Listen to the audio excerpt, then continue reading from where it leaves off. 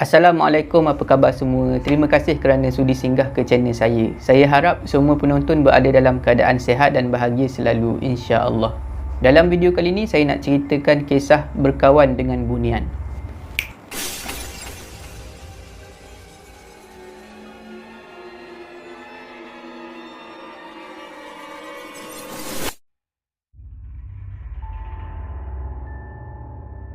Kisah ni berlaku di Manila, di negara Filipina. Untuk nak memudahkan cerita, saya akan gunakan nama samaran Jacob. Kali pertama Jacob mengalami perkara ni adalah semasa dia berumur 9 tahun. Jacob tinggal di satu pekan kecil yang terletak di wilayah utara Manila. Di tempat tu memang sangat-sangat cantik. Kawasan persekitaran dia tu sangat cantik lah. Dikelilingi oleh suasana yang hijau. Ada banyak pokok-pokok, ada ladang dan ada sawah padi. Tak jauh daripada rumah Jacob ni ada satu sawah padi, dan di seberang sawah padi tu ada hutan. Jadi kalau tengok daripada halaman rumah Jacob ni memang jelas lah boleh nampak apa yang ada dekat hutan tu. Hutan tu ada banyak pokok-pokok yang besar, pokok-pokok yang tinggi dan besar, dan dah berusia tua lah, mungkin dah ratusan tahun. Jacob selalu pergi bermain dekat kawasan tu dengan kawan-kawan dia. Tapi kalau tak ada kawan, Jacob tak pergi kat kawasan hutan tu seorang-seorang. Dia akan main di halaman rumah saja. Pada satu petang, Jacob ni bermain seorang diri di halaman rumah. Sedang dia bermain tu, dia selalulah pandang dekat kawasan hutan tu. Sebab dia nak tengok kawan-kawan dia ada tak pergi kat situ. Kalau kawan-kawan dia ada, dia nak pergi sekali nak bermain. Tiba-tiba Jacob ni ternampak satu benda yang pelik di kawasan hutan tu. Di salah satu pokok dekat hutan tu, Jacob ni nampak ada banyak cahaya yang kecil. Cahaya kecil-kecil macam lampu LED tu, lampu kecil-kecil tu. Dan lampu-lampu yang menyala tu semuanya bergerak mengelilingi sebatang pokok yang besar. Jadi Jacob ni tak ada fikir lain lah. Dia fikir benda tu adalah kelip-kelip. Sepanjang Jacob tinggal dekat situ, dia tak pernah jumpa kelip-kelip di kawasan hutan tu. Sedang Jacob ni leka tengok kelip-kelip tu, tiba-tiba daripada belakang pokok besar tu ada keluar seorang perempuan muda.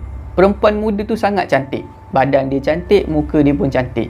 Perempuan tu pakai gaun yang berwarna hitam, memakai jubah warna biru, dan perempuan tu bertudung. Bila Jacob tengok muka dia, Jacob tak kenal. Dia tak pernah nampak perempuan ni dekat pekan tu. Keesokan harinya dan hari-hari seterusnya, Jacob ni selalu perhatikan hutan tu. Pada masa waktu lewat petang, bila matahari dah nak terbenam, dia selalu tengok dekat arah pokok besar yang ada kelip-kelip tu. Dan Jacob ni memang selalu ternampak lah perempuan muda tu. Perempuan tu akan berjalan-jalan dekat kawasan pokok besar tu dan masuk ke dalam hutan. Lama-lama Jacob ni dia rasa ingin tahu. Dan dia buat keputusan untuk ikut perempuan tu. Jacob pun pergilah ke arah pokok besar tu. Bila Jacob pergi dekat pokok besar tu, Jacob jumpalah perempuan tu. Perempuan tu sedang duduk di tepi pokok besar tu. Daripada anggaran Jacob, perempuan tu mungkin berusia sekitar 20 tahun. Bila perempuan tu nampak Jacob, perempuan tu senyum dan dia tanya, "Awak buat apa dekat sini? Hari dah lewat petang ni. Baliklah." Lepas tu Jacob pula cakap dekat perempuan tu, "Awak buat apa dekat sini? Saya selalu tengok awak petang-petang dekat sini." Perempuan tu pun jawab, "Saya memang tinggal dekat sini." Bila dengar macam tu, Jacob ni pelik lah. Dia tanyalah perempuan tu, "Awak tinggal dalam hutan ni ke? Ada rumah ke dalam ni? Saya tak tahu pun. Awak baru pindah kat sini ke?" Lepas tu perempuan tu jawab, "Saya dah lama tinggal dekat sini. Cuma orang memang tak nampak saya. Awaklah orang pertama yang nampak saya." Masa tu perempuan muda tu bangun dan pergi ke arah Jacob. Perempuan tu pegang tangan Jacob dan perempuan tu cakap, "Jom ikut saya nak tunjukkan kat mana rumah saya." Tak lama lepas tu sampailah di rumah perempuan tu. Rumah perempuan tu adalah rumah kayu. Tapi yang peliknya, perempuan tu bawa Jacob melalui jalan yang dia tak pernah lalu sebelum ni. Padahal Jacob ni dah banyak kali masuk hutan tu bermain dengan kawan-kawan dia. Tapi masa perempuan tu bawa Jacob tak tahu ada jalan tu. Jalan tu seolah-olah macam tak pernah wujud sebelum ni. Rumah kayu tu dikelilingi oleh banyak pokok-pokok bunga yang bermacam-macam warna dan sangat cantik. Dan yang hairannya, bunga-bunga tu seolah-olah macam mengeluarkan cahaya. Jadi memang sangat-sangat cantik lah suasana dekat situ. Perempuan tu pun jemputlah Jacob ni masuk ke dalam rumah.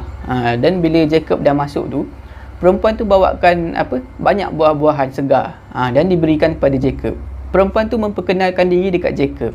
Perempuan tu cakap nama dia adalah Karina. Karina cakap sebelum ni dia tinggal di tempat lain. Tapi tempat tinggal dia sebelum ni sama je macam sekarang ni, rumah kayu dan ada banyak pokok-pokok bunga. Dia orang pun bersembang lah sambil makan buah-buahan segar tu.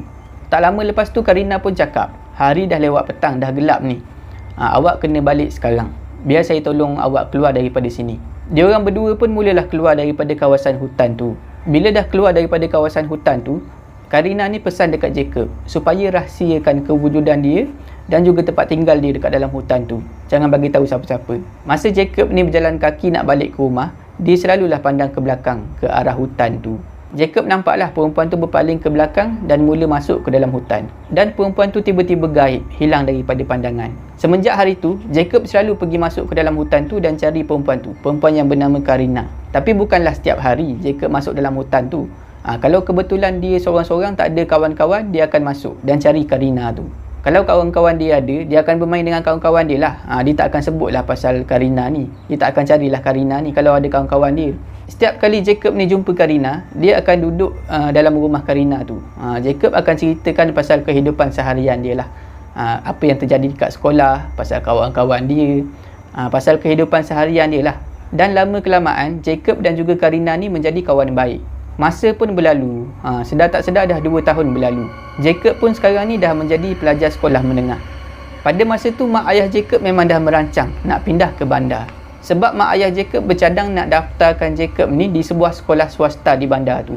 Jacob pun bagi tahulah Karina, jangan risaulah, kita masih lagi boleh jumpa. Setiap kali ada cuti sekolah yang panjang, dia dan juga mak ayah dia akan balik semula ke pekan tu untuk bercuti di pekan tu.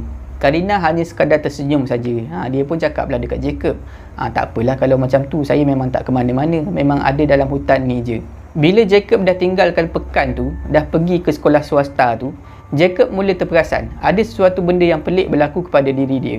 Jacob selalu rasa seolah-olah ada orang mendampingi dia, mengekori dia ke mana saja dia pergi. Tak kiralah dia seorang diri ke, di pustaka ke, dalam kelas ke, ataupun tengah lepak dengan kawan-kawan. Sepanjang masa, Jacob rasa macam ada orang yang mengekori dia. Bila dah sampai masa musim cuti sekolah, Jacob dan juga mak ayah dia baliklah semula ke pekan kecil itu di wilayah utara Manila. Pada petang harinya, matahari dah nak tenggelam, Jacob pun pergilah ke hutan untuk mencari Karina. Tapi Jacob tak jumpa Karina. Dah puas dia cari. Karina dia tak jumpa, kelip-kelip yang ada dekat pokok besar tu pun dia tak nampak. Rumah Karina pun dia tak jumpa. Bukan sehari Jacob cari dekat situ. Tak jumpa hari ni, esok Jacob cuba lagi.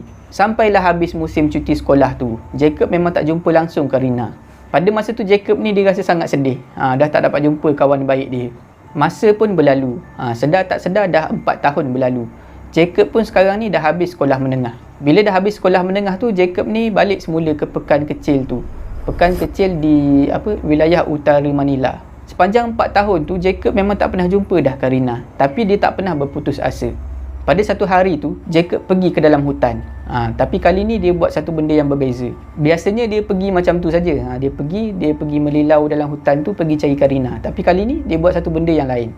Dia berdiri di belakang pokok besar tu yang selalu dia nampak kelip-kelip tu, dan dia tutup mata. Jacob mula tutup mata dan dia mula tumpukan perhatian. Lama kelamaan, deria pendengaran dia menjadi makin tajam. Jacob mula dengar suara perempuan. Jacob kenal suara tu. Suara tu tak lain tak bukan adalah suara Karina. Karina pun cakap, dah lama tak jumpa Jacob. Jacob dah dewasa sekarang. Bila Jacob buka mata, Jacob nampak Karina ada berdiri dekat depan dia. Pada masa tu Jacob ni rasa gembira lah, sebab dia dapat jumpa balik dengan kawan baik dia tu. Diorang pun pergilah ke rumah Karina ni, rumah kayu Karina. Diorang bersembang lah dalam rumah tu. Macam-macam benda lah diorang sembang. Lepas tu Jacob ni tanyalah, dah lama cari Karina tapi Karina tak ada. Saya cari rumah ni pun tak jumpa. Karina pun bagi tahu Jacob, rumah tu kalau manusia yang cari memang tak jumpa. Manusia cuma boleh sampai ke rumah tu kalau dia dipimpin oleh Karina. Pada masa tu, sedang Jacob dan juga Karina ni bersembang dalam rumah, Jacob ni terdengar sesuatu daripada luar rumah. Jacob terdengar di sekeliling rumah tu ada banyak suara, terdengar banyak suara. Suara orang bercakap, bukan seorang tapi ramai. Dan orang tu semua bercakap dalam bahasa yang tak dapat difahami. Karina pun terdengar benda yang sama. Pada masa itulah Karina ni bagi tahu Jacob, awak kena balik sekarang, keadaan dah tak selamat. Saya akan tolong awak keluar daripada kawasan ni. Jacob ni pun ikut je lah apa yang Karina cakap. Tak lama lepas tu berjayalah Jacob ni keluar daripada hutan. Pada masa tu Jacob tanyalah dekat Karina, kenapa tadi, suara siapa yang saya dengar tadi? Pada masa tu Karina ni ceritalah dekat Jacob, sebenarnya tadi di keliling rumah tu ada banyak makhluk-makhluk yang sama bangsa dengan dia, sama bangsa dengan Karina. Dan Karina menambah lagi, dalam bangsa dia tu ada ramai juga yang jahat. Kalau yang jahat ni dapat tangkap Jacob, Jacob tak akan dapat keluar dah daripada hutan tu. Dia akan diculik. Bila dengar penjelasan Karina tu, Jacob ni rasa takut lah. Dan dalam masa yang sama, dia berterima kasih dekat Karina sebab dah tolong dia. Kali terakhir Jacob dan juga Karina ni berjumpa adalah semasa orang nak tebang pokok-pokok di kawasan hutan tu. Ada satu pihak ni daripada bandar, pihak pengusaha datang ke pekan tu nak beli tanah di kawasan hutan tu. Dia nak tebang semua pokok dekat hutan tu dan nak dibina satu ladang dekat situ. Bila Jacob tahu pasal perkara tu, pokok-pokok di hutan tu semua nak ditebang dan nak dijadikan ladang, Jacob pergilah berjumpa sekali lagi dengan Karina. Pada masa tu Karina memang dah sedia maklum, memang dah tahu. Dan katanya Karina dan juga bangsa-bangsa dia ni memang dah nak berpindah, nak cari tempat tinggal yang lain. Dan itulah kali terakhir Jacob berjumpa dengan Karina. Setakat tu sajalah video saya pada kali ni. Saya harap semua penonton terhibur. Jika anda suka dengan video ni, jangan lupa like, share dan komen video ni. Jangan lupa subscribe dan tekan butang loceng untuk dapatkan notifikasi video saya yang seterusnya. Bagi anda yang nak berkongsi kisah seram, boleh hantar ke alamat email yang tertera dekat bawah. Janganlah kita takut kepada makhluk, tetapi takutlah kepada pencipta sekalian makhluk. Semoga kita bertemu lagi di video saya yang seterusnya. InsyaAllah. Assalamualaikum.